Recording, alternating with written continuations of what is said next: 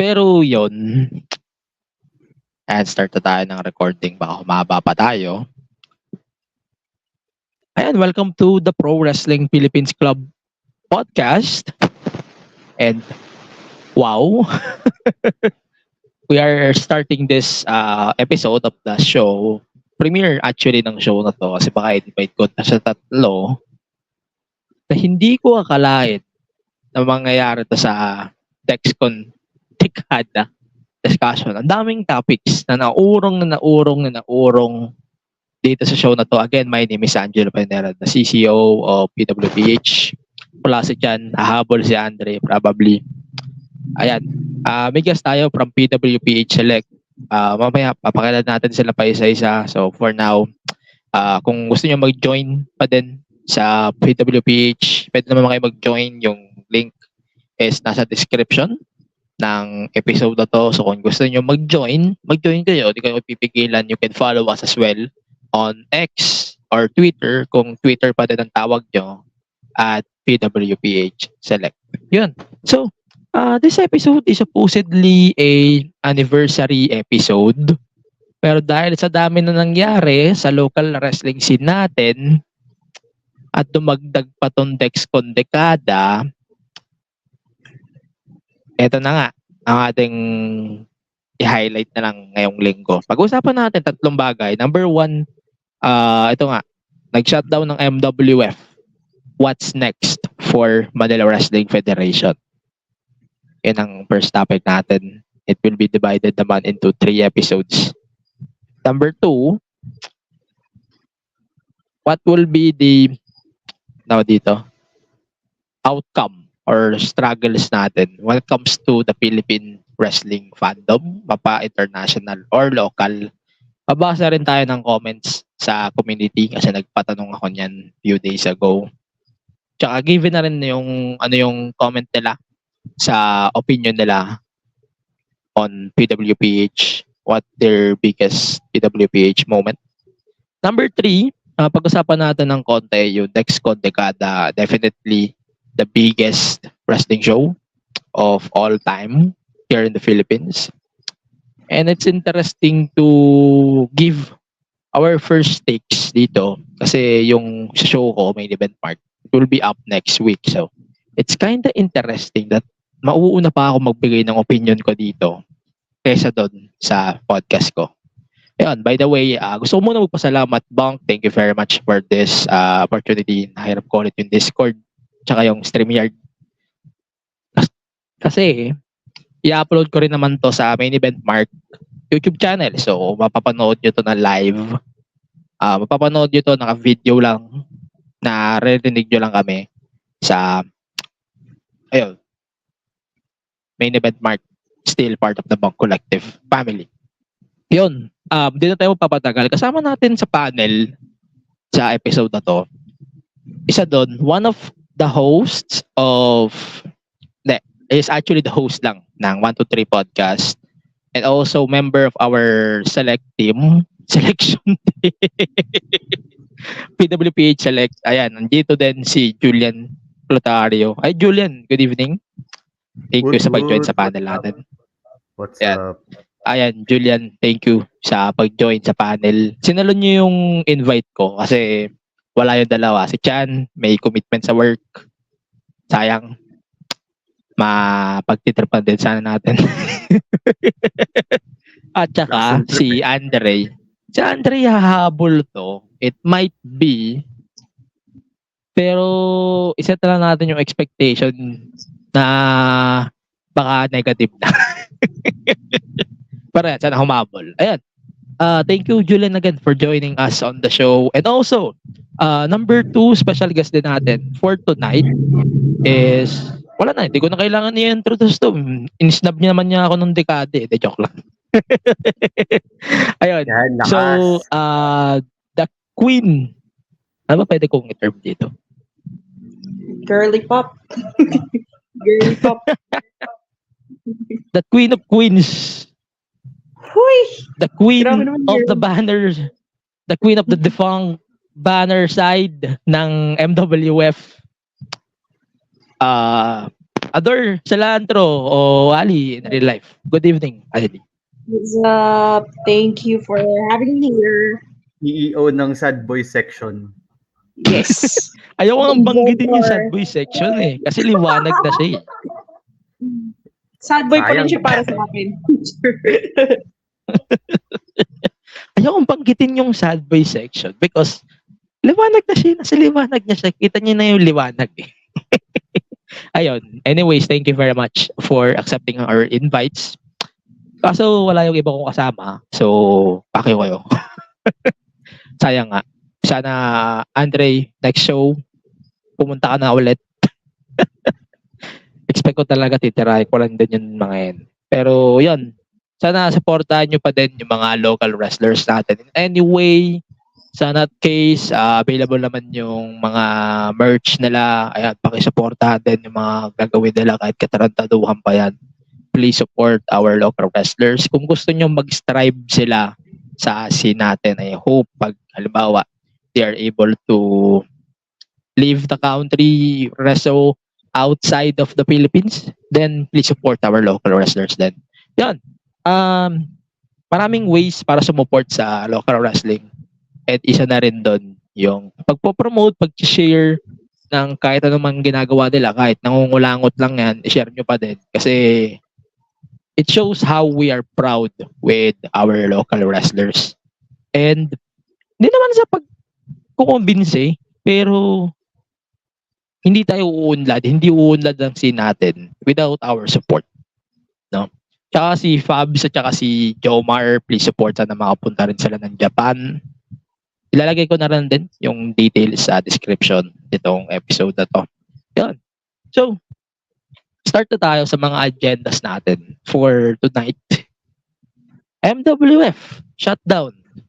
So, si TBT, in-announce nila na mag-shutdown na nga yung MWF. Lahat ng related sa MWF ay mawawala na on their possession and hindi na rin magagawa si TBT ng promotion or wrestling events here in the Philippines. It was noted din na merong nangyaring kakaiba and it's very interesting din to mention that in-highlight nila doon yung Dexcon Dekada as one of the factors na medyo may disagreements doon sa deal, but we're not going to tackle that. But let's talk about first yung closure ng MWF as a rule. Imagine, we are growing as a community. MWF is growing as a community. Extend na natin, FPW is growing then as a wrestling scene.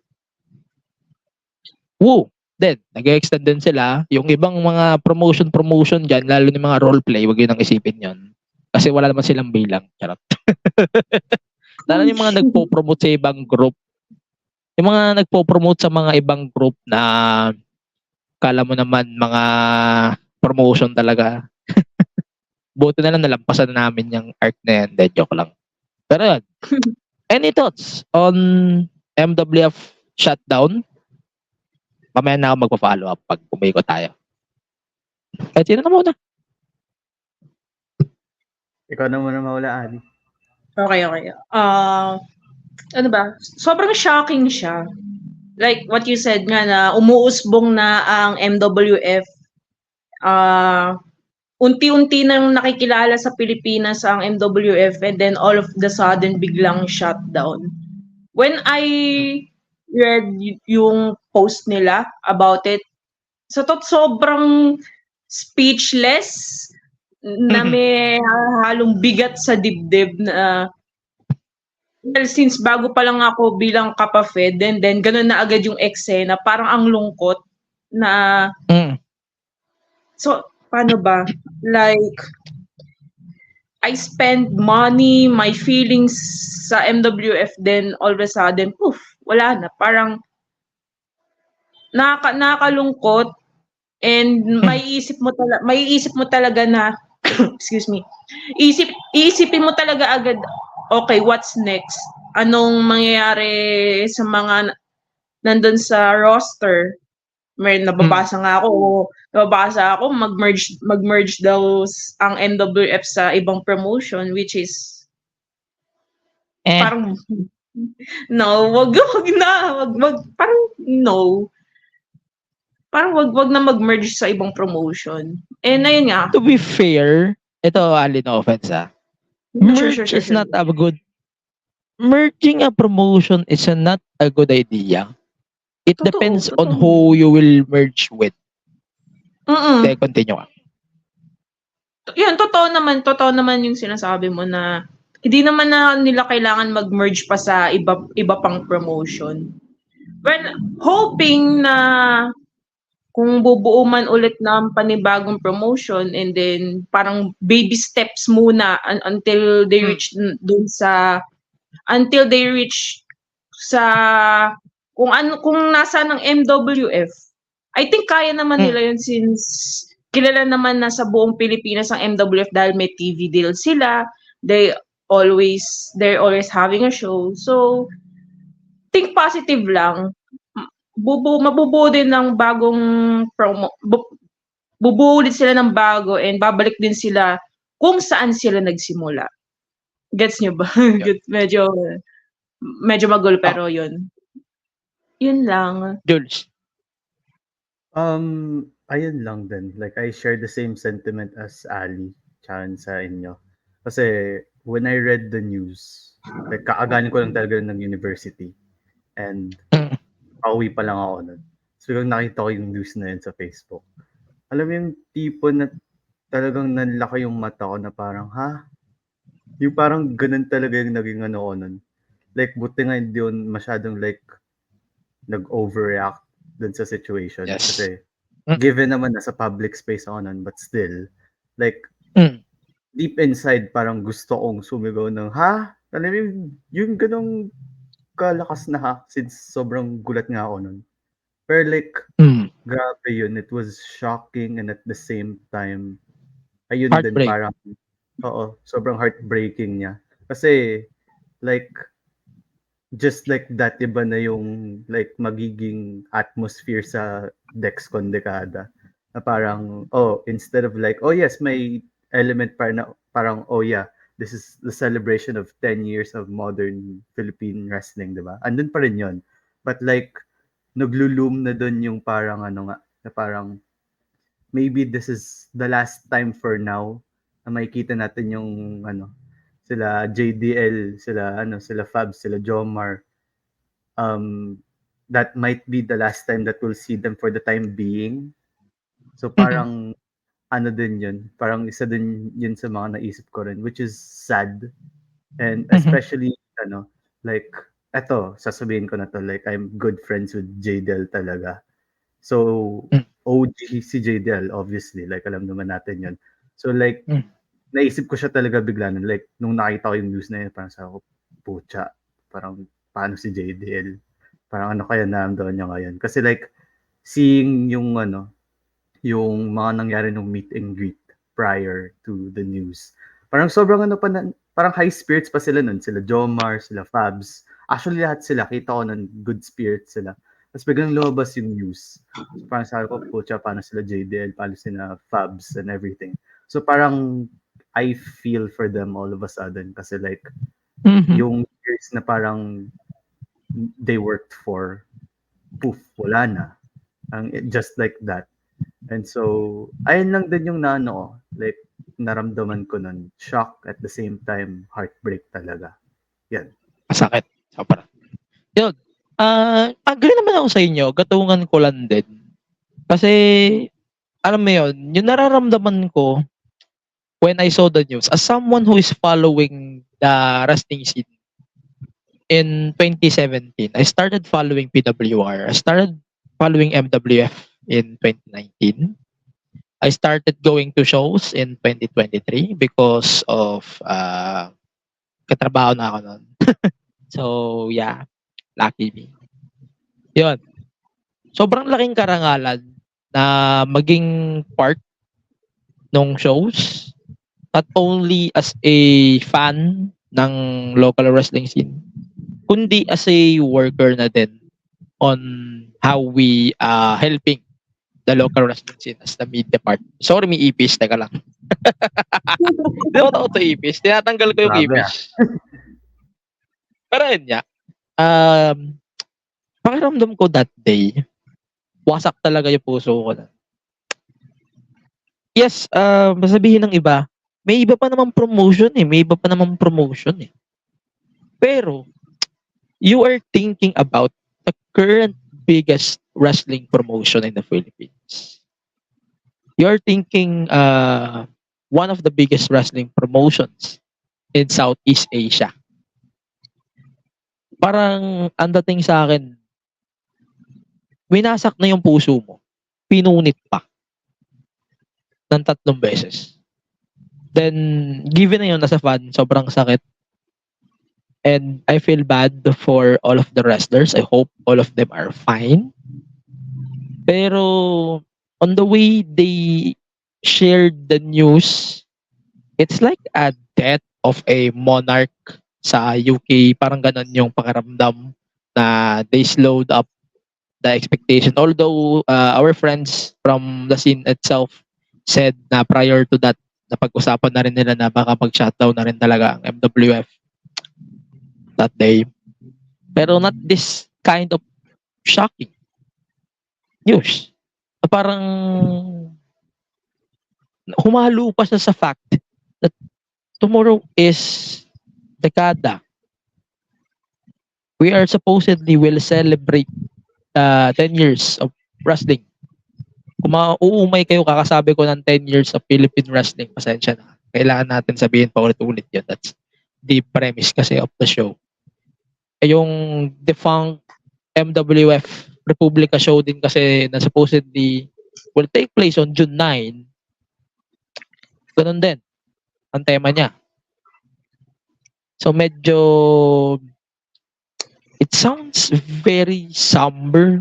It sounds very heartbreaking. Tsaka yung something na yung excitement ko papuntang Dexcon, it flashed away immediately nung minade nila yung announcements about MWF closing down. And yung mga fans dyan, sana naman maging sensitive kayo sa mga pinagko-comment nyo eh. No? Bago lang tayo magpatuloy. Lalo na yung mga light ng light sa padikas ni Jake De Leon. Kasi masyado kayong mga insensitive, mga putang ina nyo.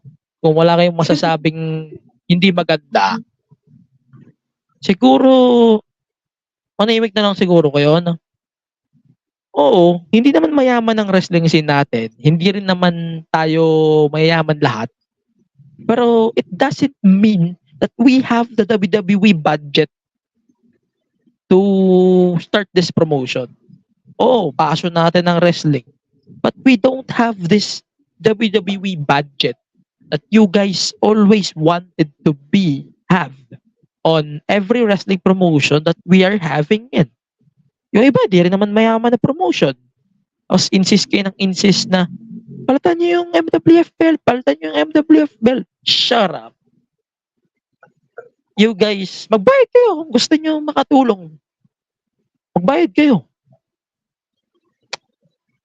Ayun, mamaya ko nang ibubuhos yung pasensya ko sa mga putang ng mga walang masabi, mga WWE fans. Akala mo, bago pa maubos pasensya ko. Go. Ito, i-follow up ko na din. Kasi, alam mo yung masakit about this announcement niya ng MWF. It's announced hours before dekada, hours before WWE King and Queen. Ano yung naramdaman nyo? May effect, na-affect ba siya sa show? Naka-affect ba siya sa excitement nyo going the show or watching the show? Ano yung pakiramdam? Mabilis lang.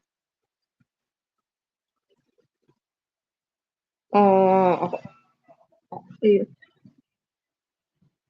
Yun din na sorry. Yun din naka-affect siya sa ano. 'Di ba para the next day, Dexcon Decade din may ganung announcement. Parang yun nga mabigat sa dibdib and then parang yung hype hype na nararamdaman ko sa Dexcon Dekada, parang nahigop siya after that announcement. Parang naisip ko, ano na mangyayari? Wala nang MWF, tas Dexcon Dekada pa bukas. Actually, nung day ng Dexcon Dekada, mabigat pa din dibdib ko eh. Nasa isip ko pa din yung announcement ng MWF eh. Iniisip ko na lang na sana mabalik yung excitement ko sa Dexcon when I watched the show na. Parang yun yung aking side. Yan, Jules. Ako naman, I mean, sadly hindi ako nakapanood ng Dexcon Dekada live. So, but still, like, even like yung anticipation ko for the show, medyo nawala nga rin. Or like, di naman nawala totally, but like parang naiba lang siya ng like mood, I guess. It's, ayun nga, with the news of MWF closing down and all that. So, parang, ayun nga, parang, naisip ko rin na parang, during the last few weeks, nung biglang lumabas yung announcement na, JDL will face Zack Sabre Jr., ganun. Alam mo yung parang sobrang excited tayo na parang, putang ina, ZSJDL, fucking hell, yeah, let's go, ganun. Yung parang sobrang hype pa tayo na and all that. Tapos biglang hours, a day before the show, lalapagan ka ng, MWF is shutting down. Parang, ayun nga, parang nahigop nga rin yung like hype ko nun. And so like, kahit pa hindi ako nakapunta sa show live sa Dexcon Dekada ng live, like, andun pa rin yung anticipation, but like, ayun nga, like I said earlier, nag-loom na yung parang, yun nga, this might be like the last time for now na makikita natin sila sila JDL, sila Fab, sila Jomar until they start, I hope they start a new promotion and all that. So, ayun, like yun lang din yung naramdaman ko and all that. Ayun, nawala yung line ko, nalobat kasi yung beat ko. Pero yan, habang nagdi-discuss tayo dito, dagdagan na rin natin para lang sa kaalaman ng mga kapafeds natin at saka sa mga viewers na rin natin dito sa live natin sa podcast. Marami pa sanang mangyayaring FWF shows during this time. Pero wala, hinigop din lahat, halos. Yung lahat ng ina-announce, lahat ng i-announce pa lang, wala, nahigop lahat yun. Kaya parang ang dating sa akin sobrang sakit, at the same time sobrang disappointed din ako sa mga ganong pangyayari. And I hope lang talaga na makabalik tayo sa natin. Makabawi tayo, and kahit sabihin yung marami pang promotion dyan, hindi. MWF is still MWF no matter what. They are already established themselves as the standard bearer of Philippine wrestling. Ang hirap ng higitad nun. Kaya parang insult sa akin, parang konti, na okay lang na nawawala ang MWF, MPW naman. No offense sa mga fans ng MPW naman. Pero infancy stage din naman sila, so I can't say that they are the best promotion right now. No. Pero if you know what I mean, it's more on how you will adapt rather than the way you will think. Pero yun, follow up tayo. Kasi day of Dexcon, umuulan, emotions, tas dumagdag pa tong announcements ni MWF as yung emotion pa natin as fans na tumagal natin ng mga years. Tatanungin ko nga kayo, habang nag-aayos ako ng tech ko dito kasi nalobat ako. Ayun, ano yung pakiramdam na andito na tayo 10 years sa wrestling scene? Yung mga nag-feeling na 10 years, medyo ayos-ayos tayo. Ikila Pero, ako. pero hindi naman sa pang-gatekeep, pero legit. Ano yung pakiramdam na 10 years na yung scene, nag-grow naman tayo din, pero ayaw ko maging mag-feeling-feelingan, pero hindi pa ako 10 years sa wrestling scene. So, ako, I thousand count myself there. 7 years pa lang ako sa scene. Totoo, sa pagiging fan ng Philippine wrestling scene. So, totoo ako dito. And I can say na fan ako since 2014. Pero yun, ano masabi nyo, nag-grow yung wrestling scene, everyone is growing, and suddenly, the shutdown came, sobrang sakit. Ano yung take nyo about that? Una na ako. Sige, sige, go. Ako kasi like di rin naman ako like naging fan ng Philippine wrestling noong 2014. So I can't say like hindi ko may echo yung sentiment ng mga nandun talaga from the start. But since naging ano lang naman ako, naging fan ako since 2020 during the height of the pandemic. So but still like I can say na throughout the 4 years na naging fan ako, the growth has been tremendous. Like, kasi, nung ano, like, I didn't just start off sa PWR na kung saan man sila nag-left off nung time ng pandemic. I didn't just start off with that. Like, nag-research pa rin talaga ako na parang, saan nga ba nag-start yung Philippine wrestling? Sino yung mga nag-revive and everything. Tapos doon ko na nga nalaman yung na nag-train sila JDL, sila Main Max, sila Panzer, tinrain sila ni Bombay sa boxing gym and all that. So parang like upon learning that from boxing gyms to Power Max Center Spotlight to now yung current age natin ngayon, yung current era. Bahay ng Alumni, UPFI, tapos Brawl Pit, diba? Like from a boxing gym tas biglang nakaka-sold out na yung MWF ng shows, nakakadala na sila dito ng mga huge names like si ZSJ, si Desiderata nung Homecoming, si TJP, si Billy Swade. Seeing those names like come here to the Philippines to parang to help the scene grow is it's a testament sa kung gaano like hardworking yung mga wrestlers natin dito. Like not just the OGs but yung current era natin. Like given na sila JDL, sila Panzer, sila Main Max, yung ibang OGs, they paved the way. Like given na yon. But like yung nagtutuloy ng road na yon, sila Fab, sila Robin Sane, sila Chelsea Marie, yung Big Four ng MWF sa women's roster nila, silang apat. They're continuing the road that the OGs paved in a way na parang they're taking the whole scene to like much greater heights.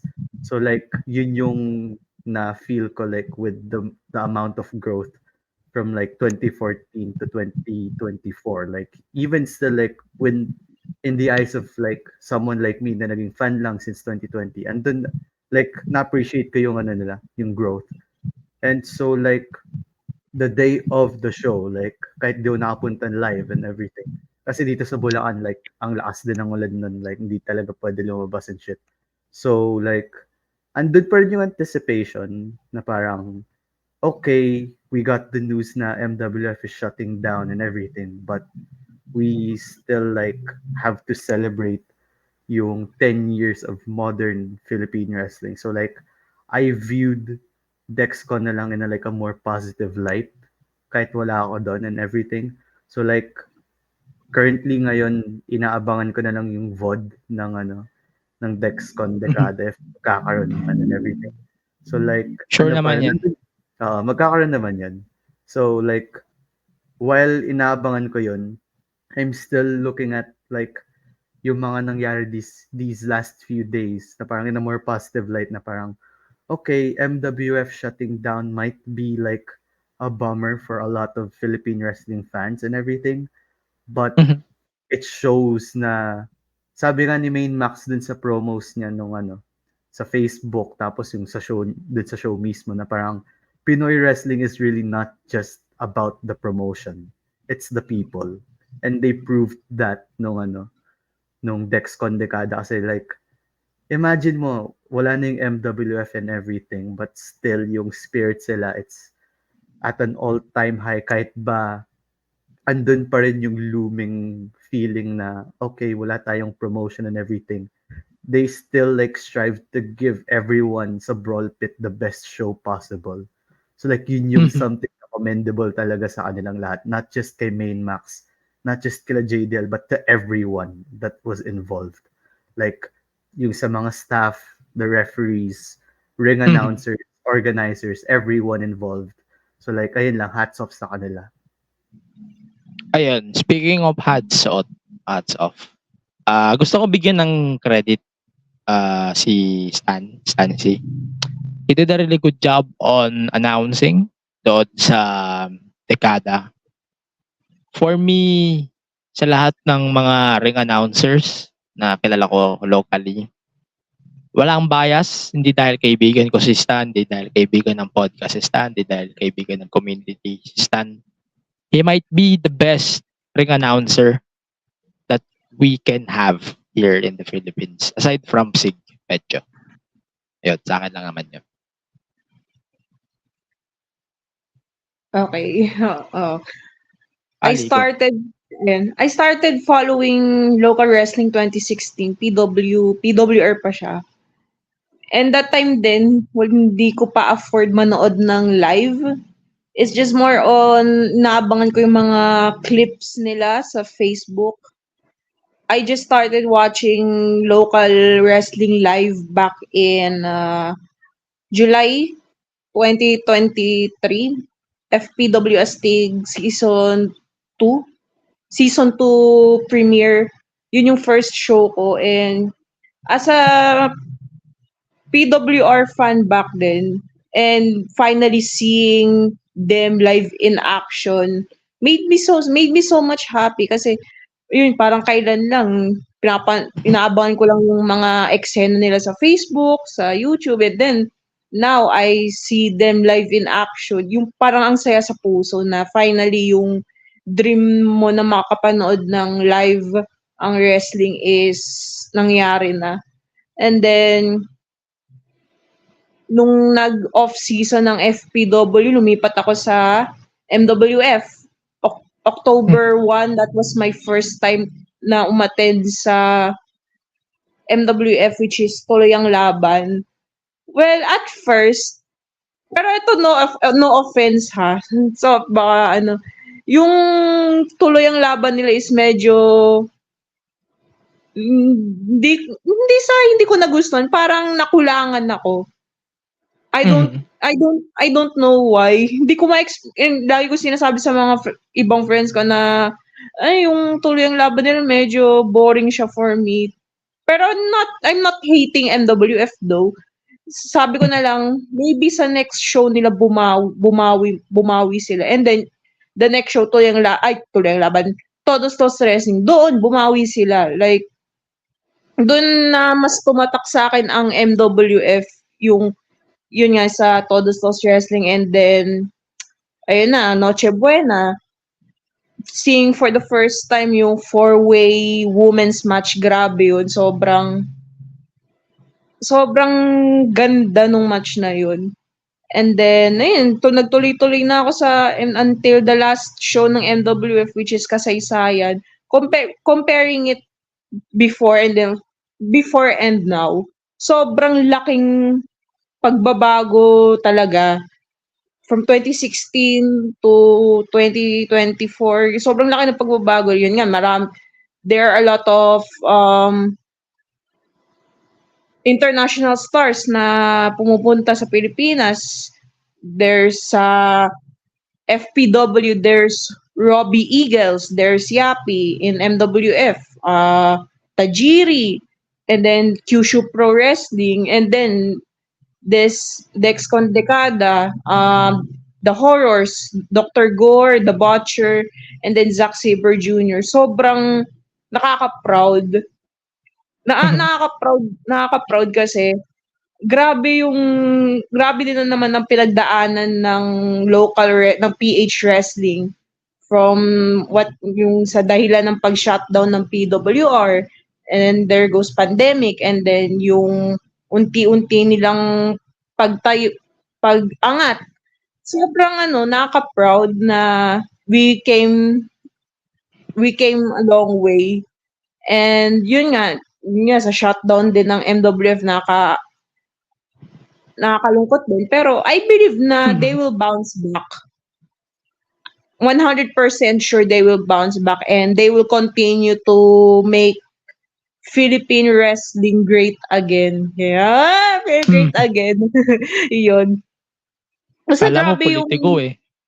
kala mo politiko lang ang pig eh. Pero yun nga, nakaka-proud, and at the same time, I'm looking forward sa ano pang mangyayari sa local wrestling scene on the next 10 years or next decade. I'm looking forward to it. Yun lang. Ano pa kaya nilook forward mo after 10 years? Maging wrestler, syempre. Maging Yan. wrestler, Yan ang gusto ko syempre. Yan ang gusto ko sa sagot eh. Di ba nga sinabi ko nga during the promo ni JDL at the end of the show, di ba? Umiyak pa ako noon, and I said sa mga kay Angelo, kay Latroy, kay Harvey, kay Kuya Christian, kay Andre, I said, balang araw makikita niyo ako sa ring na yan. Para yun na yung motivation ko ngayon na makatungtong sa ring. Hindi man ngayon, maybe soon. Pero 100% sure magte-training ako kung saan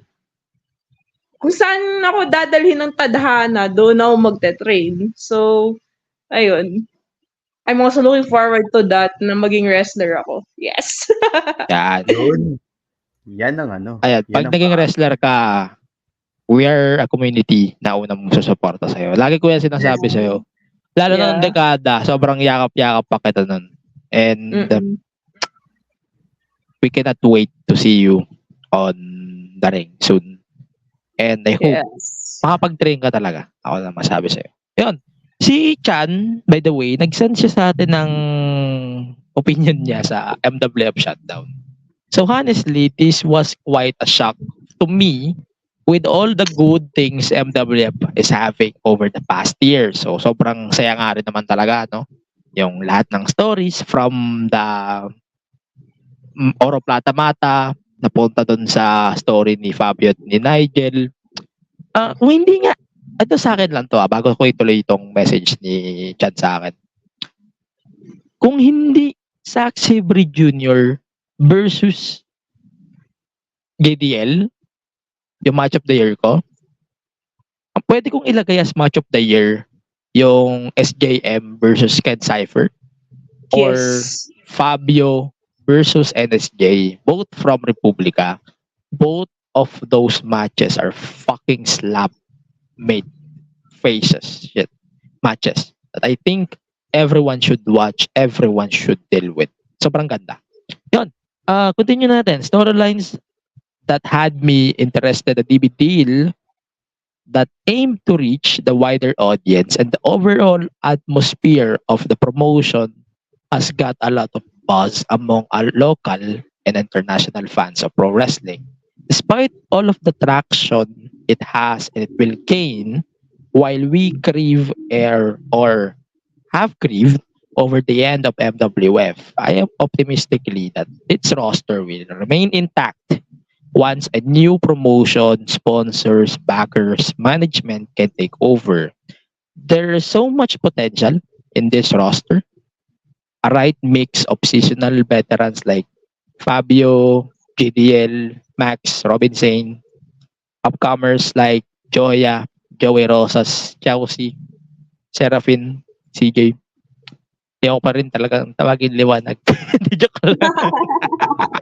CJ, Serafin. Sad boy section malakas. Sad boy section lang. And more will surely worth watching both on live and on television. Dagdagan ko lang din yung take ni Chan bago tayo magpatuloy. I swear, we have to adapt talaga. Mahirap na yung live lang, mahirap din yung TV lang. We need the support din ng local wrestlers natin. Kaya lagi-lagi namin pinapaalala at yung sinabi rin ni Stan before the main event that if there's a way that you can support our local wrestlers, please support them. We are begging you guys, please support our local wrestlers. Magbuka man ng tong charity show, wala na akong pakialam. Basta, we are continuing our support with our local wrestlers. Then, as a whole. Yun. TexCon, dekada. Hindi ko na re-reviewin yung buong matches sa card na to. Medyo haba kasi tayo. Hindi na natin na-reviewin ng lahat. Pero, bigyan nyo nga yung overall thought nyo. Specifically si Ali, kasi siya yung nandun. Si Chan kasi may thoughts din siya dun. So, after ni Chan, ni Ali nga, tas yung kay Chan, I'll give my thoughts on that. Tsaka yung magiging impact din ito going forward din. Tsaka yun, start muna tayo kay Ali since siya yung nandun. Well, yun nga, munti-munti ka na ako actually hindi matuloy ng Dexcon dekada kasi sobrang lakas ng ulan dito sa Taytay. Pero sinabi ko sa sarili ko na hindi, ayoko masayang tong moment na to na nandun si Zack Sabre Jr. I need to watch this live. And ayun nga, like I said earlier nga, di ba, prior the show, yung announcement, nalungkot ako. And then when I came sa Brawl Pit Bulusan, bumalik yung excitement ko sa show, which is the Dexcon dekada. Hindi! Hindi yun. Kaya pala. Hindi. Pero yun nga. To be specific lang guys, before we continue, andun kasi si Zack Sabre Jr. Nakakalabas siya doon sa venue. So, Yes. nakita niya Ali, na-excite siya bigla. Siya yun. Yes. Siya talaga yun. Zack Sabre, hello, Zack Sabre Jr., di ka may excite? Pero ayun. Afam na tong si Ali. Afam dyan, hunter ng afam no? Mana sa nanay, afam slayer na joke. Ayun. I really, overall the show is chef's kiss. Like, sobrang ganda. From the first match up to main event, walang tapon. Sobrang ganda ng dineliver ng mga wrestlers during that show. And can I go in a specifics? Just one lang. Kasi ito'y tumatak sa akin eh. Go. Yung, okay lang, okay. So, yung kay Chelsea Marie. Yan nga. Chef's kiss, yun. Chef's kiss, sobrang, grabe yung evolve ni Chelsea eh, from MWF, and then this Dexcon dekada, she's becoming more badass. She's becoming more fierce, which is I really love about it. And then, ayun, sa match din ng TZK and Pinoy Bulldog and Zera, sobrang ganda din. Sobrang ganda. And ayun, mapunta na Zack Sabre Jr. and Jake De Leon. Grabe, sa sobrang ganda ng match, nakatayo ako sa gilid na nanonood kasi ganun ka-hype, ganun ka-excited yung naramdaman ko seeing that match. As well, before, I just saw Zack Sabre Jr. in Cruiserweight Classic back in 2016, and then seeing him live was surreal. It's great. And then JDL's promo after the match, it made me cry once again. Yung unang iyak ko yung sa speech ni Super P sa Noche Buena. Grabe. I'm looking forward sa ano pang pakulo na gagawin ng Dexcon kasi for sure mas magiging exciting and mas magiging maganda ang show. So guys, please manood kayo sa Dexcon. Sobrang ganda, hindi kayo madidisappoint. Sulit bayad nga, ika nga nila. Yun lang. Ayun, dagdag ka nun din. Sana marami din bumili ng ticket para ma-upgrade yung venue. Di naman against tayo sa Brawl Pit. I love Brawl Pit. I Yeah. started to love Brawl Pit Bulusan, but we need a bigger venue for future shows talaga. Yes. So, yan. Sana marami pang sumuporta, marami pang bumili ng tickets sa susunod na DexCon para mas maganda rin, tsaka mas convenient. Ibalik nyo sa Makati yung shows. Joke lang. Tsaka ano din, ano ba to? Wait lang. If ilabas tong video VOD ng Dexcon Dekada, I'm 100% sure magte-trending to. Magte-trending ang Philippine wrestling, not just here in the Philippines but on the other countries. I'm 100% sure na magte-trending to. So para mas madagdagan palalo yung manonood live sa Dexcon. And I'm looking forward to that. Baka na Dave Meltzer na to pag nagkataon Oo, di ba? Baka mamaya bigay ni Dave Meltzer magano yan, 6 stars. O ikaw na unang 6-star match sa Pilipinas pa, di ba? Talagang Malay mo. sasabog. Talagang Sabog yan. sasabog ang ano. Oo. Ayun. Pero yan, dagdagan ko lang din yung thoughts ni Ali. Kasi, I agree on Chelsea. Kasi, ang laki ng evolution niya sa character niya. Ewan ko kung doon lang talaga sa text ko applicable yung ganun kabatas na character niya. But she's doing a really good job on evolving herself. No, sure ako doon. Yes. Yung promo naman kasi ni Chelsea, hindi naman naka-specific sa fans yun So, naka-specific siya sa isang tao.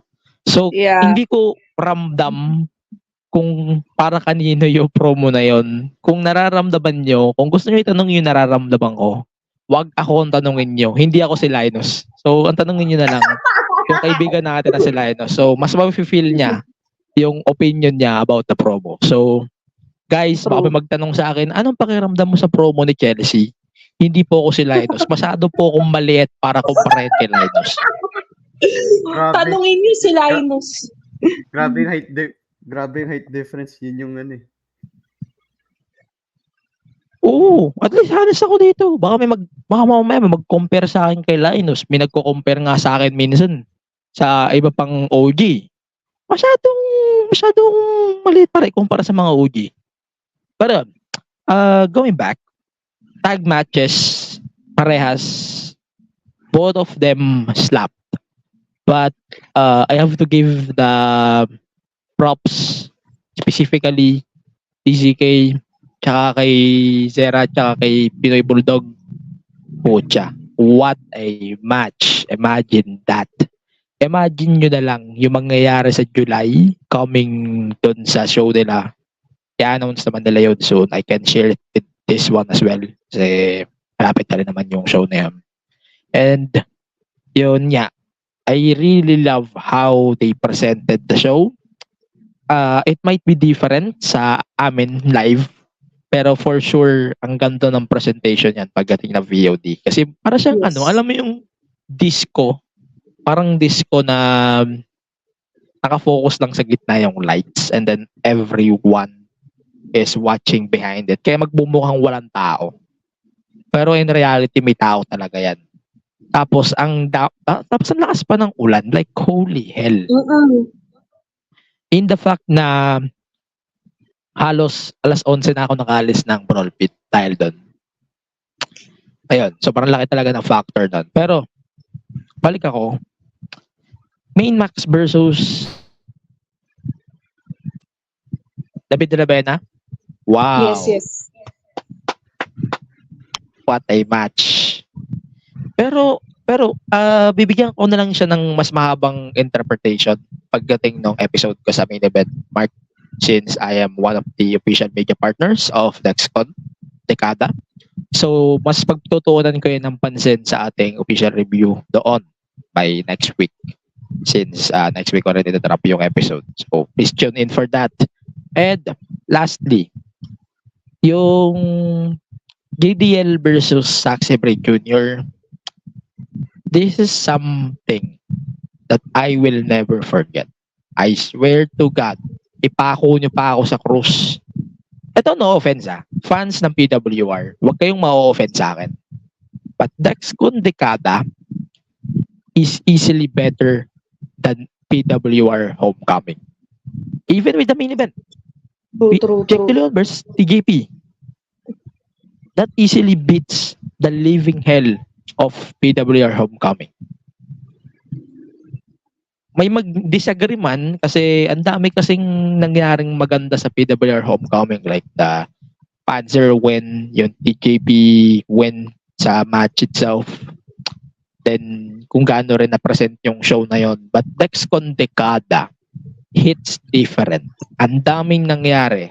It's more on it's more on expecting more on a new era of our Philippine wrestling, and all of our wrestlers assuring that no one will leave Philippine wrestling and everything will turn as it is. And no matter what happens, we will never let it go. If you love someone, if you love this sport, you will never let it go.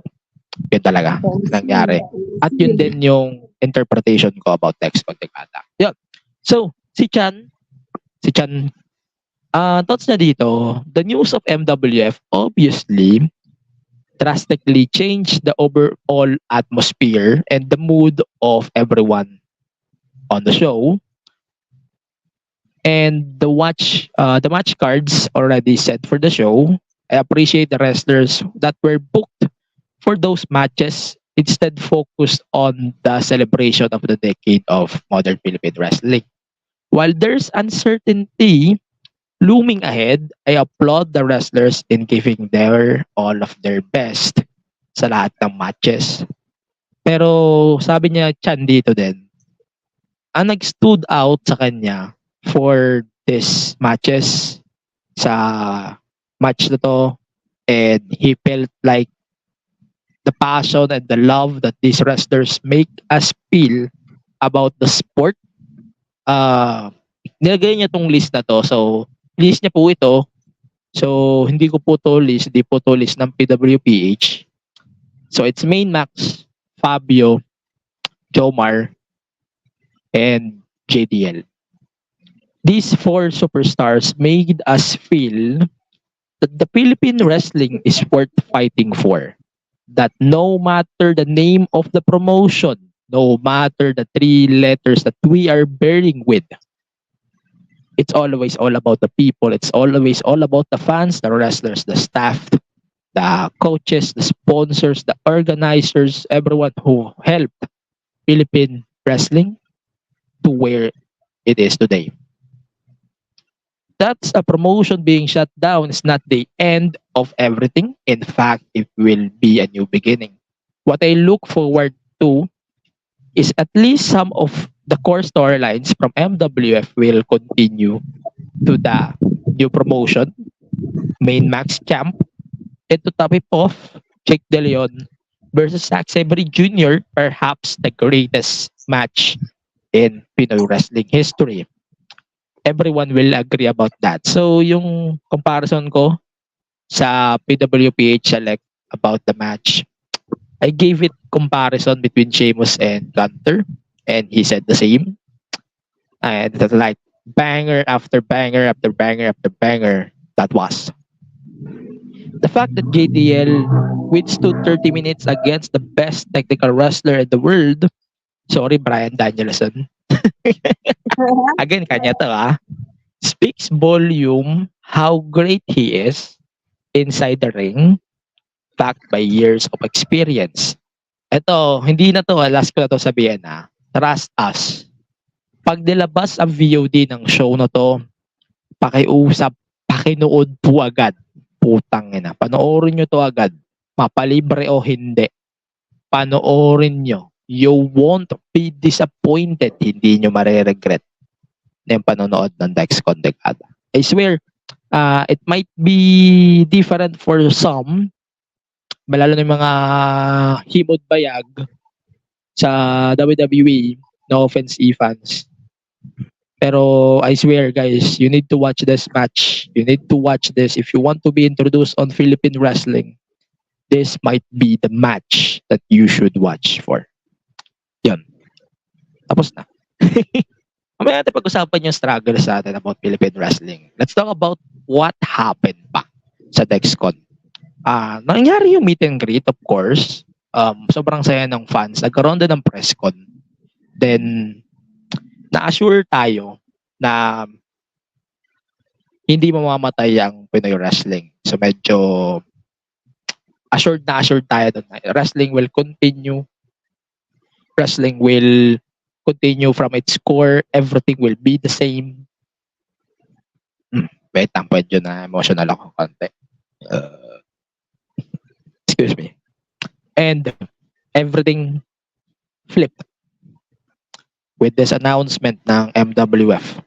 Eto, before we move on to a new topic, magbigay kayo guys ng 3 bagay that we should expect within the next 10 years of Philippine wrestling. Kahit anong promotion, MWF, FPW, sa WU, or kahit DexCon, kahit we don't really refer DexCon as a promotion. Kahit 5, gawin yung 5. Okay. I think Kahit sino naman. I think tawag doon, I'm just gonna think of this like on the fly. Siguro like number 1 will be like a proper women's championship sa sa Philippine wrestling. Like any promotion man yan. Kung yung bagong promotion man, if ever magkaroon man, which I'm hopeful na magkakaroon, or FPW or World Underground, kahit saan man yan, basta a proper women's championship is what I am looking forward to in the next 10 years. Kasi from what we saw from last year, from late last year to early this year, women's wrestling is thriving. Lalo na dito sa scene natin dito. Like, ang dami nating trailblazers dito. Kahit 4 lang sila, they're paving the way for other women for Philippine wrestling. Diba? Sila Chelsea Marie. Like, she already made history like as the first transgender wrestler in Asia. Tapos si Super P, like sobrang passionate niya when it comes to her craft, her promos, her wrestling and everything. Like especially knowing her story. Tapos yung mga newcomers, sila Patricia Ligaya, sila Joya, they're all 4 of them are thriving on their own. And so like when like I know for sure na lalago pa yung women's roster natin when the time comes. Malay mo si Ali kasama na doon. Yes. I can definitely say na number 1, we can have a proper women's championship sa Philippine wrestling. Number 2, I think more mainstream attention for like all promotions kasi like with MWF, MWF, like mas na-feature na sila sa mga mainstream shows, TV5, yung na-feature sila ni Tito Mikey and everything. Tapos yung kay Mark Logan, tapos yung kila yung sa FPW na features na ni Jack Batallones in like one of his reports and everything. Like, and also one of the members of PWPH, by the way. Yun. Shoutout kay Sir Jack Batallones and everything. So, ayun. Like with the mainstream attention that MWF and FPW got over the last year or so, I feel like they're stepping on the right direction when it comes to like the mainstream media. Like, yun nga, Rock of Manila, tapos yung mga mainstream guestings and everything. Like, I am convinced na lalago talaga tong like Philippine wrestling scene into like the mainstream media. I think I'll end it at number 3 kasi wala na akong maisip na iba. But like, I think number 3, though nakikita naman na natin to with MWF and everything, I think is yung higher locker room morale.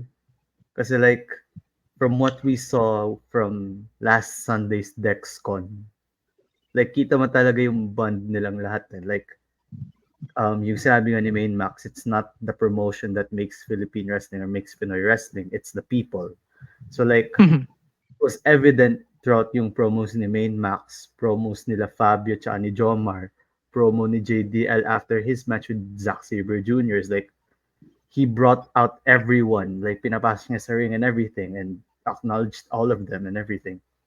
And so like, seeing like yung bond nila and everything, I have I have like this great feeling na parang mas lalo lang tataas yung locker room morale nila in the coming Mhm. years, in the next 10 years and everything. So like ayun lang yung ayun lang yung naisip ko and everything. Si Shaq, excited na uminom ng Red Door sa gilid. Kaya, ayun. Ayun, Nung yun live, yun yung gumilid inaabangan. talaga siya. Gumilid Oo. talaga siya.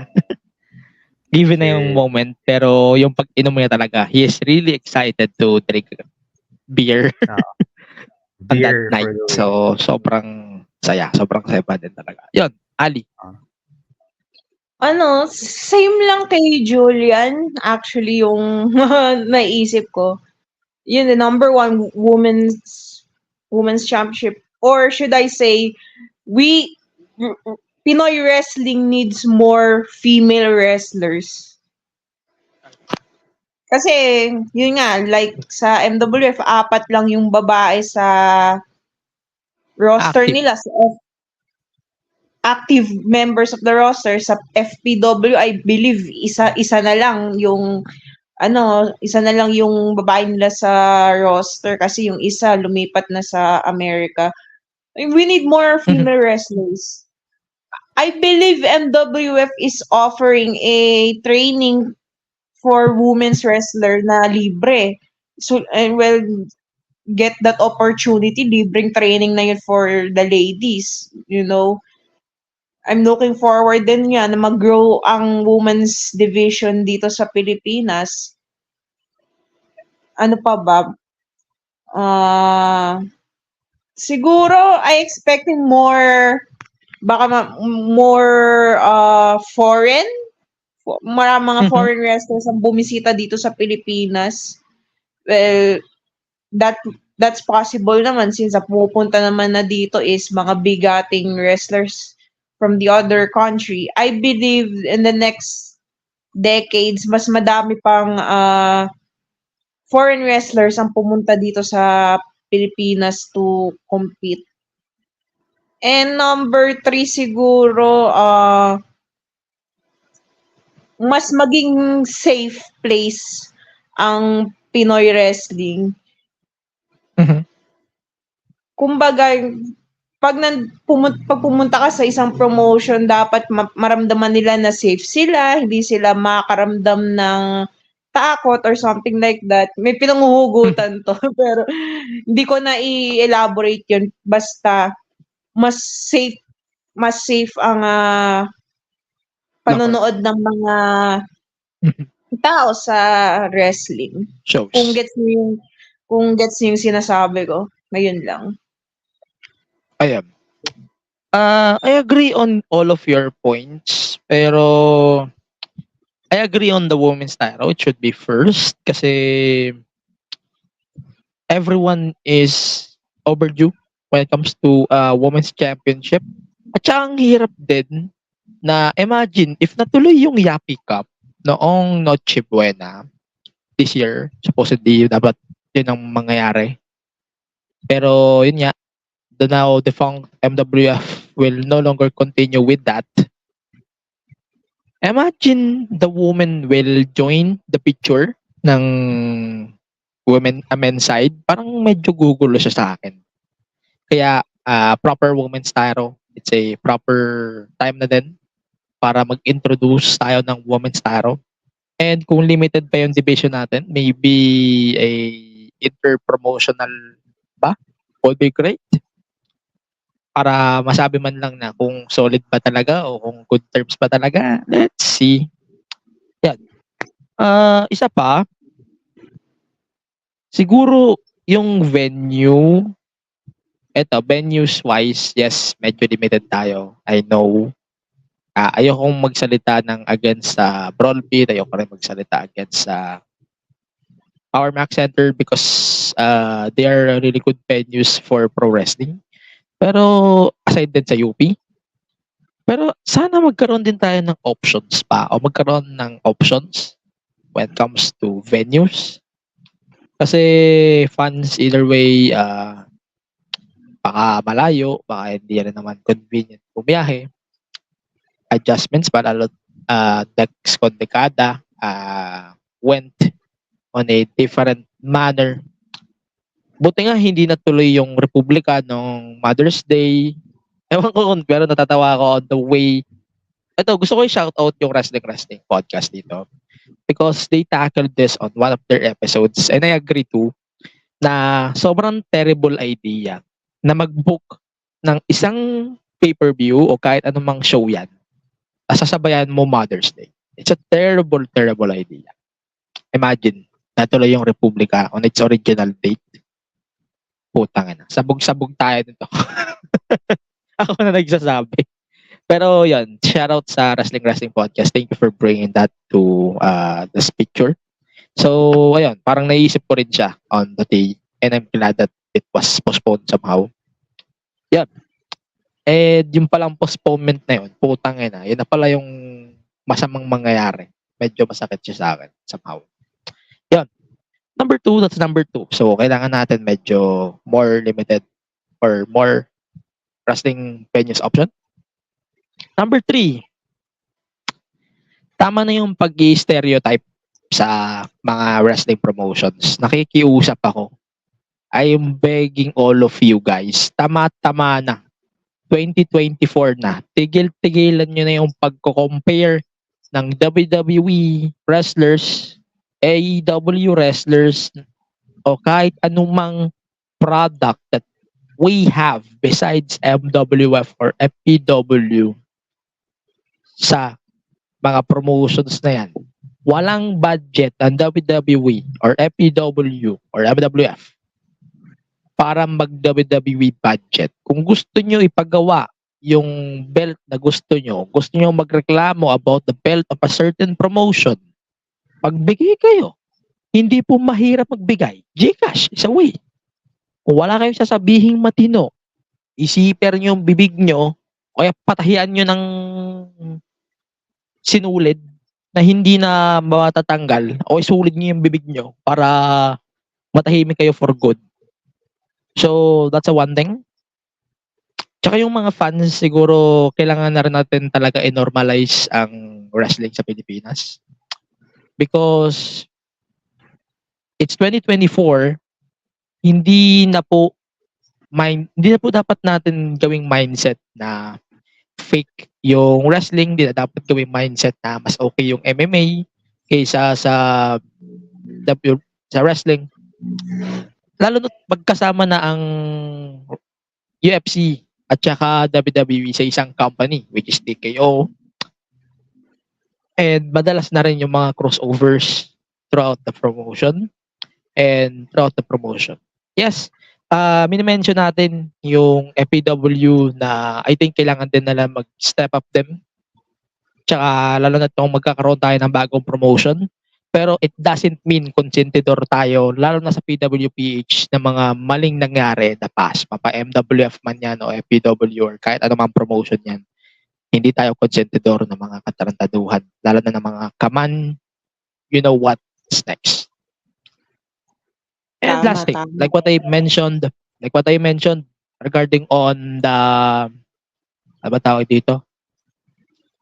Alimutan ko tuloy. Alimutan ko tuloy sasabihin ko. When it comes to the stereotyping, tumigil-tigil na kayo sa pag-stereotype. Lalo na yung mga kala mo, mga mukhang bayag na hindi mo malaman lamang kung saan mga lungga ng kagaling. Yun nga. Tigil-tigilan nyo na yung pag-stereotype. It's 2024. We should normalize wrestling. Tsaka yung mga casuals. Yes, maraming casuals. Pero if you don't have any opinions na makakatulong sa isang product, shut the fuck up. Madali pong manahimik. Pwede kang mag-criticize. Libre mag-criticize.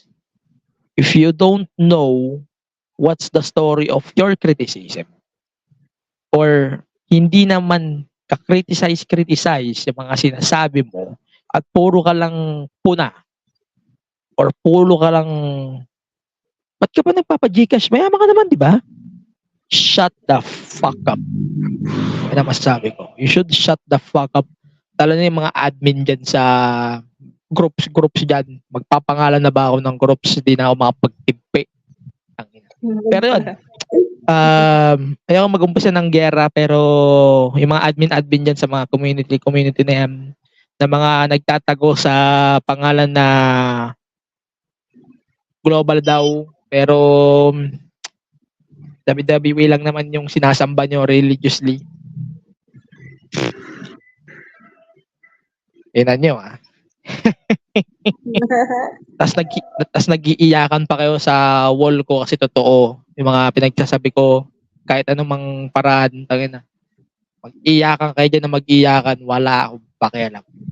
Pero ayun, medyo segue tayo kasi na-mention ko na din yung problema nga ng Philippine wrestling or wrestling as a whole. Ayun, start natin tong discussion nga. What is the biggest struggle of our Philippine wrestling fandom? Mapa-local man yan or international? Kahit sino sa inyo mag-start yan. Ikaw muna, Julian, ba ako ano masabi ko? Ali, sige, okay sige. lang yan.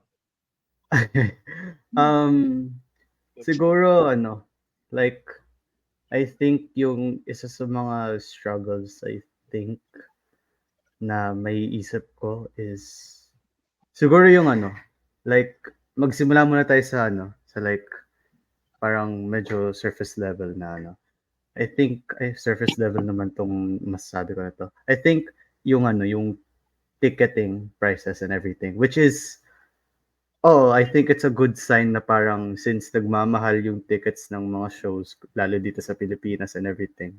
Yung, kunwari yung Dexcon, yung mga, yung mga ticket ranges nila, nagpo 4 digits na, which is a good sign na parang nagtathrive yung industry natin and stuff. And I am fortunate enough naman to be on a place na parang I can afford to to buy a ticket and everything. But like to some people, medyo hindi na siya accessible to some extent. So, ayun yung sa mga ko lang. Though still, like yung pag-raise ng prices ng tickets can be a good sign na parang mataas yung demand for wrestling here sa Pilipinas, especially sa mga shows natin and stuff. So, I think yun yung number one ko. That's, naman. Which is like, I think, a double-edged sword nga.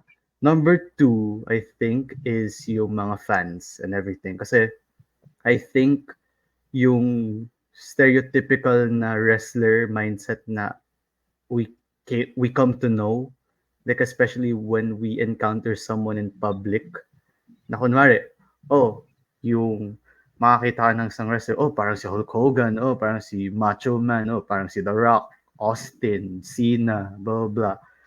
Like yung mindset na yun transfers to like our local product and hindi siya like to some people parang it rubs them the wrong way, like especially like siguro magbigay na ako ng example ng konti. Si Fabs, like si Fabio Maisig, like I feel like he's not the type of person who'll take yung comparisons to like international wrestlers na kunwari mainstream as like a compliment and everything. Kasi nga like he's trying to build his own character and stuff, his own career, na parang ayun nga, he's trying to be his own, na parang ayaw niyang mag-rely sa comparison sa ibang wrestlers and stuff. And so like ayun, that's one of the struggles din. And yung isa pang mindset din ng fans na dapat pag wrestler ka malaki katawan mo, like that's one of the most like egregious things na masasabi ng isang fan sa wrestler and everything. Kasi like, when you look into like yung international products, diba? WWE, AEW, and yung ibang mga iba pang mga promotion, let's say TNA and everything. Like, hindi naman lahat ng wrestlers Hulk Hogan yung figure nila. Hindi naman sila Macho Man na figure. Hindi sila warrior-esque like yung build nila. Like, we see people like Kevin Owens na parang di naman siya sobrang muscular but he makes it up for his skills in the ring. Yung si Keith Lee, like he's a big dude but like he is athletic and stuff. Si like Big Show, Mark Henry and everything. Like they may be like big in size, like in terms of size, which is, by the way, not derogatory in any shape or form. But like, ayun nga, like they make it up for like their skills and everything. Pero but pagdating dito sa local product natin, like parang, let's say nung time na medyo di pa nagbabulk nun si JDL. Like lagi siyang nababody shame na and all that, na parang, taba naman ng wrestler na to, blah, blah, blah. Like parang dapat lumaki katawan ninyo. Dapat parang roided kayo to the gills. Dapat yung kitang-kita yung muscles and everything. Like, it's just not a healthy thing to have. A healthy mindset to have as a fan. Kasi like, that just shows na parang sobrang stuck tayo dun sa parang preset na wrestler na alam natin na parang, malaki katawan and all that shit. Like, it's not always that case. So, ayun yung tatlong na naiisip ko na parang struggles din. Kasi parang, yun nga, a lot of our fans here, sadly, lalo dito sa Pilipinas, are still pretty much close-minded and everything. So, ayun lang, I hope that those, like yung last two na nabanggit ko, I hope those two like change and everything. But yung first na nabanggit ko, I don't necessarily see it as like a struggle in a sense. So, ayun lang naman. Next. Okay. Medyo kakalma lang ako ng very light. Medyo seryoso yung akin. Yung struggle sa fandom.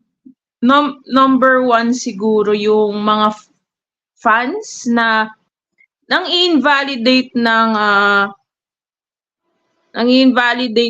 feelings, lalo na sa mga situation na nangyari sa scene.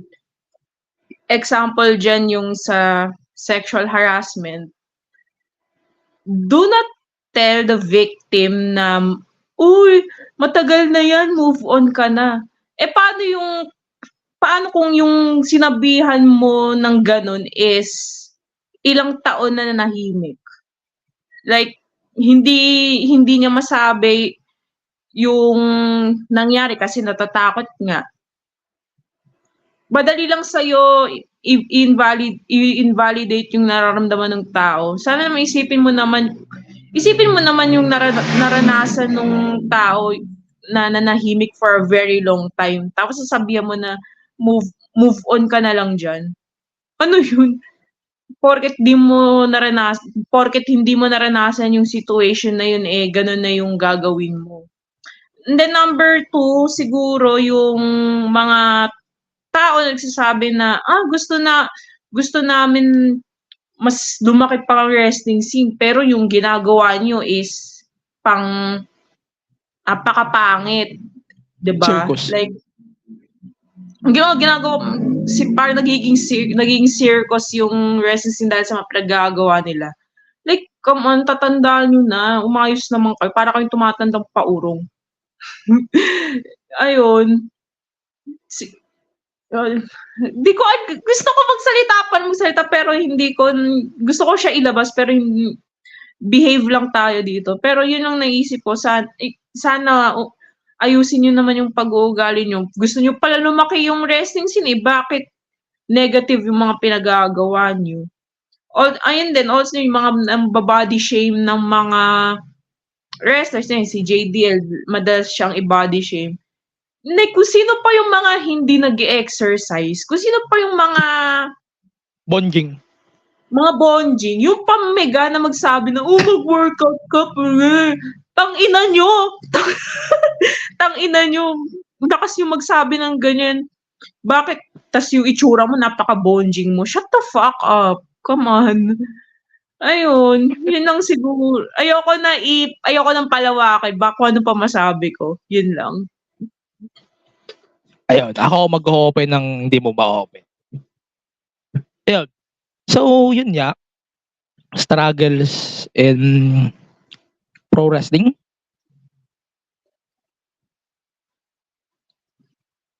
Bet lang. Yun nga. Struggles in pro wrestling, ito, bigyan ko na kayo ng ilang dahilan. Ha? Ito. May mag-agree sa akin that we don't have a fixed broadcaster who can air the wrestling shows here in the Philippines. If you're being reminded of wrestling here in the Philippines, you will be always reminded of Jack TV. Yan ang wag niyong sabing hindi. Aminin niya natin na ganun talaga. Pero it is what it is. Every promotion has its difference when it comes to the growth of our wrestling scene and also kung paano tayo nag-grow as a wrestling country. Hindi kasi tayo uunlad if ang i-insist lang natin is kung saan okay na tong ganito. Siguro, ang akin, we should have a fixed broadcaster siguro for shows. For example, local, it should say, yun, Blast TV. We have Blast TV right now as the official broadcaster and it might be Netflix by next year. Sana naman para mawala na yung Disney Plus. Tangina kasing Disney Plus yan. Again, di naman tayo sponsored ni Disney Plus TV. So, we can say them out loud. And also, kung karamihan kasi ng mga fans dito nagre-rely sa illegal na paraan on how we should watch wrestling. Even ako, aminin ko na. Pero, yun nga, it might be a factor because we don't have the best broadcaster na sobrang convenient at mas maaasahan natin when it comes to our wrestling. So, sana naman magbago yung ihip ng hangin pag dumating na yung deal sa Netflix at hindi maharangan ng putang ng Disney Plus yung deal natin here in the Philippines. Yeah, so that's one. Sana magkaroon tayo ng fixed broadcasters. Number 2, sometimes, yung mga fans talaga, kailangan natin lumugar o kailangan natin ilugar yung sarili natin. Huwag mong gagawin personality sa totoong buhay mo yung wrestler na iniidolo mo o yung gusto mong idolohin. Local man yan or international. Utang na loob. I am begging you, all of you guys. Wag nyong gawing personality ang pagiging sad boy, ang pagiging Cody Rhodes fan, pagiging kahit sino man na wrestler dyan. You can take it as an emotion. Sobrang lungkot ko kasi natalo yung idol ko. Pero don't take it as a character. Don't take it as a motherfucking way para man-justify ka ng bullshit. Kasi here in PWPH, nangyari yan. And the last time it happened, we have to kick someone out of the community. And yun, luckily, she left by her own 2 feet. And, well, wala na ako ibang masabi. Pero yun nga, isa din sa mga pinakaayaw kong ugali ng isang wrestling fan, yung pagiging stereotype. Yun din talaga. Sinabi ko na kanina yung opinion ko about being certified, dito. Pagiging stereotype, certified idiots dito sa wrestling community. Pero yun nga, balik tayo sa point ko na wag yung gawing personality yung pagiging wrestling fan nyo. Okay naman maging emotional. Diba, pag natalo si Cody by WrestleMania, okay lang maging emotional. Pero wag yung gagawing personality yan sa totoong buhay nyo. Kasi, hindi ka si Cody Rhodes. Hindi ka rin si The Rock. Hindi ka rin si John Cena. Hindi ka rin kahit sino mang wrestler dyan. Para gawin mong seryoso o gawin mo mas i-take it as it is. Hindi ka naman mangmang para maintindihan mo itong pinapoint out ko. Hindi ka rin walang utak o may utak ka naman. Excuse me. May utak ka naman para maintindihan mo itong mga pinagsasabi ko. O kahit sino man sa inyo, na makapakinig nitong episode na to, may utak naman kayo para maintindihan nyo na it doesn't matter if you feel you are being victimized by your own fate or your own stupidity. Hindi lahat ng kasalanan pwedeng pagsisihan ng kahit sino man. May katangahan din talaga na kailangan mo talagang i-take responsibility. Tingnan mo sa wrestling community ngayon. Dami, di ba? Kaya kayo, mga putang ina nyo, ilang beses ko nang sasabihin to. Pero, ayos-ayusin yung mga pag-uugali nyo. Wag na wag kayong magiging dick. Totoo lang. Ayoko, ang pinaka-ayoko talaga sa lahat, yung nagiging ugaling titi talaga tayo.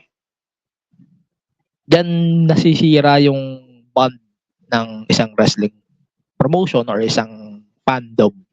Kahit anong fandom pa yan diyan tayo nasisira sa pagiging titi. Yun, medyo humahaba na yung thought ko. Baka marami pa akong masabi about that. I'm going to my number 3. Number 3,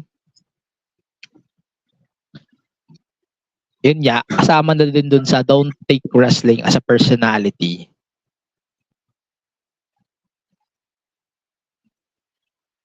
Don't, putang ina, ba't puro don't? Don't think negatively about wrestling. Yes, medyo struggle siya for some. Kasi, putang ina, 2024 na, iniisip mo ba din na, ay, peak naman niya ang wrestling eh. Ba't ka pa nanonood niyan? Ba't pa gusto manood? Ha? Ganun, parang hindi na siya valid na argument. Like, everyone is evolving in wrestling. Everything is evolving today in pro wrestling. Kaya ang hirap laitin ng wrestling ngayon. Hirap mahalin, oo. Pero laitin, hindi. Isa pa, last thing, tribalism. Yan, putang ng tribalism yan. Isang napakalaking struggle niyan. Napakalaking struggle nito. Hindi, ito for real, kahit saan namang panig ng mundo, kahit saan promotion man yan, napakadaming tribalist o yung mga sumasamba sa isang promotion, nakala mo naman, sasabihin mo ng mali ang ginagawa ng isa, makakita mo lang na mali talaga. Pag ito, sambang-samba ka naman sa isa, sabihin mo, tama na sila. Pero yun nga, napakaraming tribalist talaga. Ngayon, lalo na sa Pilipinas, na akala mo naman, mga personaliting paliko o mga may utak, in the end of the day, mukha pa rin naman titing nilubog sa lababo. Kaya wala kang karapatan pag himasok ng opinion na may opinion. Huwag mong i-invalidate yung opinion na may opinion. Kagaya na sabi ni Ali kanina. Ayan, it comes din sa validation eh. At saka yun nga, pagiging tribalist, sinasabi ko na don't take wrestling as a personality and don't you ever tribalize any wrestling promotion kasi hindi ka pinapasahod niyan. Sa kakauntumuhod, magsalasal dyan, pag alam mong binabayaran ka na ng wrestling promotion na yan. Kung nagiging tanga ka lang naman ng libre, huwag mo na ituloy. Ako nagsasabi. It might be sour for some, but that's the reality that you have to take. Sometimes people needs to eat their own medicine. And because of that, ikaw yung kinakarma, nagbabackfire.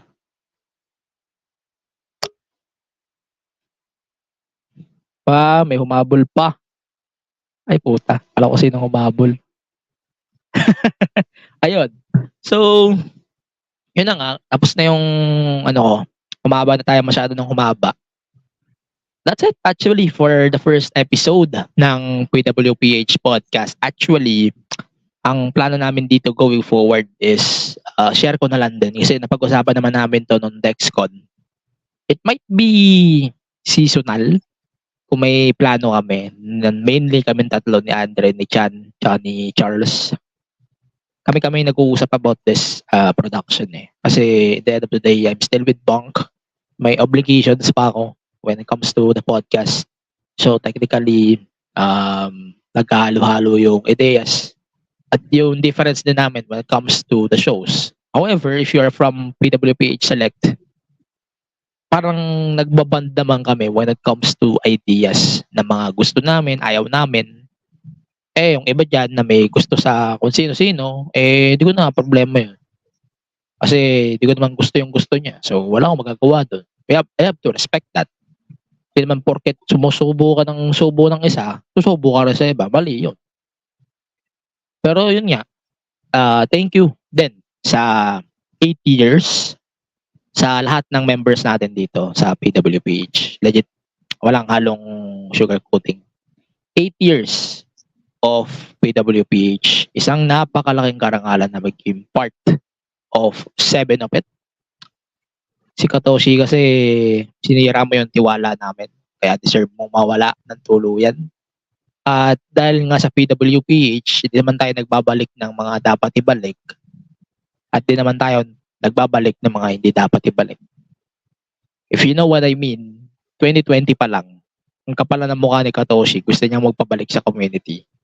Ayun, di ko nga ibinabalik. Deserve niya rin naman. Kasi nag-evolve na tayong lahat. Lahat tayo nag-evolve. Ang wrestling scene natin nag-evolve. Huwag tayo dumagdag ng mga palamunin. Akala mo mga titin lubog. Pero yun, I'm really grateful to my PWPH family na andyan kayo sa akin. Andito kayo sa PWPH. At napakalaking karangalan to represent this whole community, wrestling community natin. Na ayan dito, standing with our local wrestling, nag-grow din together with them. Less 10 years ang Philippine wrestling, tayo 8. Hindi naman malayo yung difference ng local wrestling natin. And ayun, maraming salamat din sa lahat ng moderators, admins ng current iteration ng PWPH, kay Aaron Alvarez, kay Andre Karamuan nga, kay Charles Villanueva, kay Chan, kay Daniel, kay Daryl Cruz, kay Edrolin Santos, kay John Barreto. Ayun, kami-kami lang pala. Tsaka yung mga PWPH Hall of Famers, yung mga lahat ng naging admins, moderators niya ng PWPH, wala na akong ibang masabi. Maraming salamat sa tiwala nyo sa atin. At despite na hindi naman tayo binabayaran dito, andito pa rin kayo kasi you guys are doing great. You guys are doing really good job on updating us with the pro wrestling at we are religiously love. And sa pagpasok natin sa road to 10 years, hindi lang 10 years of PWPH, 10 years ng pera natin as wrestling fans. Sana magbago ng ihip ng hangin, mawala na yung mga bullshit dito sa community. Anyways, guys, baka may gusto pa kayong ihabol o mapahabol o sasabihin bago tayo magtapos. Plug sa red.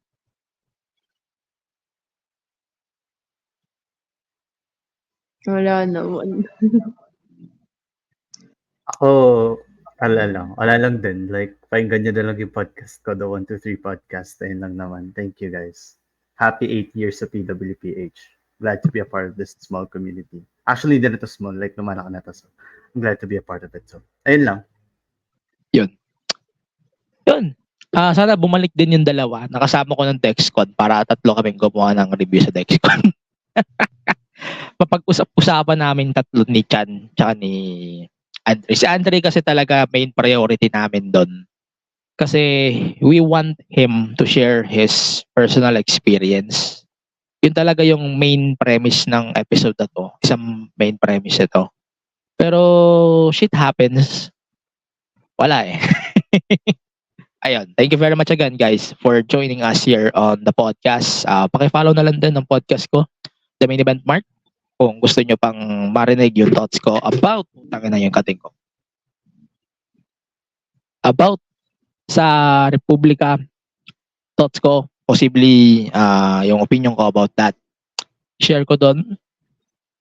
At saka thankful din ako sa MWF pala, sabihin ko na lang din that MWF gave me the top 5 episodes ever ko together with my bunkmates like Master Files, Drunken Midnights. Ayun. So, please support din sa lahat ng wrestling promotions natin. Mapa-local man yan, pakisuportahan na lang natin. And if there's a way of how you can support our local wrestling scene, ayan, please support them. Yan talaga masasabi ko. So yun, please follow na lang PWPH on our Facebook. Yan, supportan yung Facebook natin. As Twitter, sa X, at PWPH Select. At saka yung platforms ko personally at AG Penera, MEM Wrestling Pod. Hindi ko na ipopromote yung iba kasi nasa MEM Wrestling Pod lang din naman tong episode na to sa YouTube. So if you want to listen to this on YouTube, then yun, patawarin nyo na lang sa YouTube. Again, thank you very much, Ali. Thank you very much, Julian. Sana maulit to kasi ulit naman talaga tayo.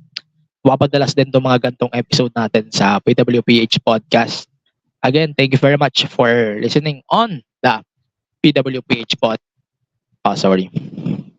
Ayun, sorry guys. Again, thank you very much for listening on the PWPH Podcast in behalf of everyone here in the family. My name is Angelo Penera, CCO of PWPH. For now, stay safe and stay so goodbye everyone. Yan, thank you guys. Thank you. Peace out. Peace. Wait lang guys, wag mo na kayong umalis kasi